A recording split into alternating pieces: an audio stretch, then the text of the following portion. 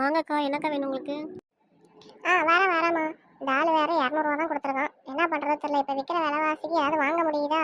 ஒன்றும் வாங்க முடியல. ஏதாவது என்னைக்காவது வந்துட்டு ஒரு 150 ரூபாய்க்கு வாங்கிட்டு ஒரு 50 ரூபாவது சேமித்து வைக்கணும். நானும் வரும்போதெல்லாம் ஒரு 10 ரூபாவது சேமிக்கலான்னு பார்க்குறேன், ஒன்றும் நடக்க மாட்டேங்குது. இப்போ விற்கிற விலைவாசிக்கு ஒன்றும் நம்மளால் பண்ணவே முடியல. இந்த பொண்ணு வேற பார்த்துக்கிட்டே நிற்குது, என்ன பண்ண போதோ தெரியல. என்னக்கா, நான் கூப்பிட்றேன், எதுவுமே பேசாமல் யோசிச்சுட்டே நிற்கிறீங்க, என்ன யோசிச்சுட்டு இருக்கீங்க? அப்பெல்லாம் ஒன்றும் இல்லைம்மா, இந்த வரேன். ஏம்மா, பால், நாய்க்கு பெடிகிரி, உளுத்தம் பருப்பு, துவரம் பருப்பு, தோசை மாவு கொடுங்க. அப்பா எல்லாம் சொல்லியாச்சு.